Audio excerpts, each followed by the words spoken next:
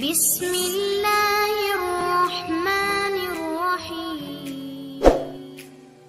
ایک سوال میں آپ سے پوچھتا ہوں، آج رمضان میں یہ بہت ضروری ہے، کیونکہ رمضان ہونے کے بعد بھی سب کو پتا ہے کہ چاند دکھتے ہی اللہ شیطانوں کو قید کر لیتا ہے، یہ سب کو پتا ہے۔ حدیث پاک میں بھی سرکش جنات اور شیطان دونوں قید ہو جاتے ہیں، ان کو قید کر دیا جاتا ہے، جب تک چاند نہیں دکھے گا یہ نہیں آئیں گے۔ لیکن جو 11 مہینے ہم بلیم ڈالتے تھے شیطان پر کہ ہم سے برائیاں ہو گئی، گناہ ہو گئی، کیوں؟ ارے شیطان ایسا کرا دیا، شیطان ویسا کرا دیا۔ اب رمضان میں کون کرا رہا ہے؟ شیطان تو ہے نہیں، پھر فجر میں سوتا کیوں ہے؟ بغیر نماز پڑھے ٹانگ پھیلائے ویسی نماز قضا کر رہے۔ کون سا شیطان تمہیں سلایا؟ ابھی تو شیطان ہے نہیں۔ ابھی بھی بہت سارے لوگ چوری کا کھانا نہیں چھوڑتے، بہت سارے لوگ جھوٹ، دغا، غیبت یہ رمضان میں بھی نہیں چھوڑتے۔ تو یہ ان کو کون سا شیطان کروا رہا ہے؟ کون سا شیطان یہ برائیاں کرواتا ہے؟ اس کے جواب کے لیے ایک چیز سمجھنا ضروری ہے۔ یہ بات تو مشہور ہے کہ ساری برائیاں شیطان کرواتا ہے، ابلیس کرواتا ہے نا؟ لیکن آپ کو وہ واقعہ معلوم ہے جب آدم علیہ السلام کو اللہ تعالیٰ نے پیدا کیا اور سارے فرشتوں سے کہا کہ سجدہ کرو، کل ہی کی تفسیر میں نے عرض کیا، اس میں ابلیس بھی تھا۔ ابلیس بھی اس وقت بہکا ہوا نہیں تھا، گمراہ نہیں تھا، وہ اچھا تھا۔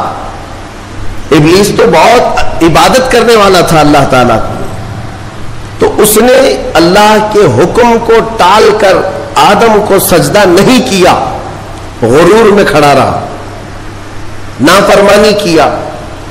تو اب میں یہ سوال کرتا ہوں کہ ہر ایک کو گمراہ کرنے والا شیطان ہے، تو شیطان کو کس نے گمراہ کیا تھا؟ اس کو کس نے روکا سجدہ مت کرنا آدم کو؟ کوئی ہے بہکانے والا؟ ارے وہ تو پہلا ابلیس ہے، اس سے پہلے تو کوئی ابلیس تھا ہی نہیں، اس سے پہلے تو کوئی شیطان تھا ہی نہیں۔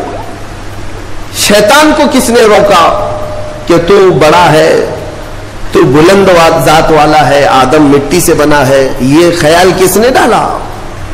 کون سا شیطان تھا اس سے پہلے؟ یہی بات سمجھنے کی ہے۔ محدثین نے مفسرین نے فرمایا ابلیس کو جس چیز میں سجدہ کرنے سے روکا وہ نفس امارہ ہے، وہ نفس ہے جو آج بھی تمہارے ساتھ ہے۔ ہاں شیطان تو قید ہو جاتا ہے رمضان کے شروع ہوتے ہی، لیکن نفس تو ساتھ میں رہتا ہے۔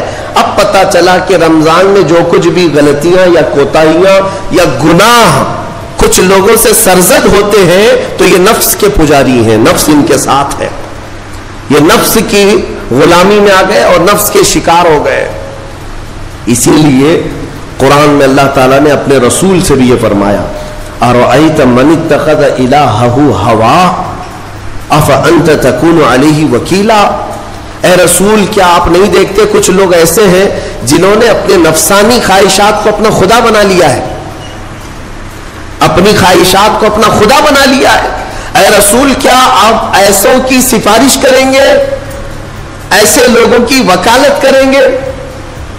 یعنی رب تبارک و تعالیٰ نے فرمایا کچھ لوگ وہ ہیں جو اپنی خواہشات کی پوجا میں ہیں۔ کیا مطلب خواہشات کی پوجا؟ کیا مطلب ہے اپنے خواہشات کے پیچھے چلنا؟ مطلب یہی ہے کہ جو دل میں آیا اس بندے نے یہ سوچ لیا اسے کرنا ہی ہے مجھے، یہ خواہشات کے پیچھے چل رہا ہے۔ ہاں تمہیں آرام کی فکر ہوئی، تم نے خدا کے فرمان کو ٹال دیا لیکن اپنی نفس کی سن لیا۔ اللہ تبارک و تعالیٰ کا حکم کچھ اور ہے لیکن تمہاری طبیعت کچھ اور چاہ رہی ہے۔ رب تبارک و تعالیٰ کا حکم تھا صبح صبح تمہیں اپنے گھر بلا رہا تھا، لیکن تم نے اس کی نہیں سنی، اپنے من کی سنی، اپنے نفس کی۔ تو یہی تو ہوا نفس کی پوجا، یہی ہے نفس کی عبادت، نفس کی پرستش، جس کو قرآن میں کہا گیا ہے کہ کچھ لوگ ایسے ہیں جنہوں نے اپنی خواہشات کو خدا بنا لیا ہے۔ یہ نفس امارہ جس کے بھی اوپر حاوی ہو جاتا ہے، اچھے اچھوں کو یہ ان کا تقوی بھسم کر دیتا ہے، ایمان سے بھی دور کر جاتا ہے۔ اس لیے میرے عزیزوں میں جو عرض کرنے جا رہا ہوں وہ یہ ہے کہ ہمارے لیے زندگی میں سب سے بڑا چیلنج اپنے نفس امارہ سے لڑنا. آپ کو پتا ہے رسول پاک صلی اللہ تعالی علیہ وسلم ایک جہاد سے جب واپس مدینے تشریف لا رہے تھے, وہ جہاد بہت سخت تھا, صحابہ زخمی تھے, بہت گھماسان کی لڑائی ہوئی تھی, لیکن جب واپس مدینے آ رہے تھے تو میرے آقا نے ایک جملہ فرمایا تھا, رجعنا من الجہاد الاصغر الى الجہاد الاکبر. اے میرے صحابہ ہم چھوٹے جہاد سے بڑے جہاد کی طرف جا رہے ہیں. صحابہ نے پوچھا اس سے بڑا جہاد اب کون سا ہے یا رسول اللہ؟ میرے آقا صلی اللہ علیہ وسلم فرماتے ہیں اے میرے صحابہ اپنے نفس سے لڑنا اب یہ بڑا جہاد ہے, نفس سے لڑنا بڑا جہاد ہے. میرے عزیزوں یہ خواہشات کو ہی ختم کرنا ہو, اس نفس کو اگر کنٹرول میں لانا ہو تو کیا کرو گے؟ نفس امارہ سب کے پاس ہے. قرآن میں مولا فرماتا ہے وما ابرئ نفسی ان النفس لامارۃ بالسوء الا ما رحم ربی. کوئی اپنے نفس سے بچ نہیں پائے گا سوائے وہ شخص جس پر میرا رب رحم فرمائے. اللہ کا رحم جس پر ہو گیا وہ اپنے نفس سے بچ جائے گا.